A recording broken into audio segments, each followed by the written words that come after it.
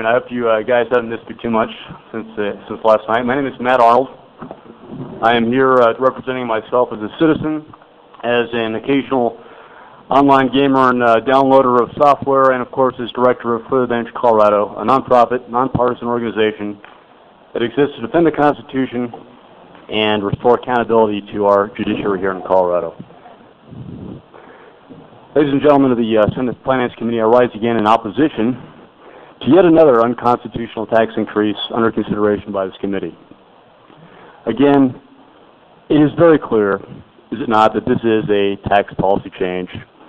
It does intend to achieve a net tax revenue gain and is therefore very clearly subject to the table requirement of prior approval by a vote of the people. Again, of course, I am very well aware of the mill levy tax freeze ruling and the interpretation of that language that some among you believe justifies this unconstitutional tax increase. I just wanted to point out, and again, I don't want to get into too much of the details of that case. We've heard that time and again, how this ruling is very clearly unconstitutional. But even under the expansive interpretation of that ruling, this bill is unconstitutional on two counts. Number one, because it does in fact constitute a new tax on something that has not been taxed in the past. This is not a lifting of an existing tax credit or an exemption.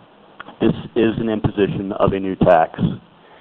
And secondly, because of the fact that the scope and the timing on this tax will in fact extend beyond the timeout from the subsection 7 revenue limits.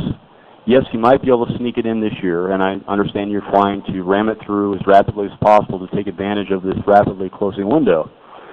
But this window is in fact closing. And when that window does close with the expiration of Referendum C, this bill will be subject to lawsuits. It will be challenged in court. And yes, of course, Mr. Horowitz is saying, yes, it'll be decided in court, but it will be challenged, and I believe successfully so.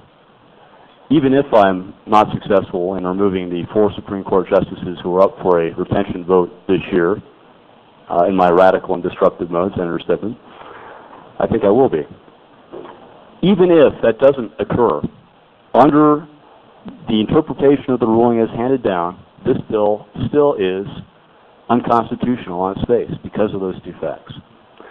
So rather than risk expanding my time, I think I'm just on time. This might be a new record for me, Senator Johnson. I will close my comments on this particular bill and await any further questions. Thank you, Mr. Arnold. Any questions?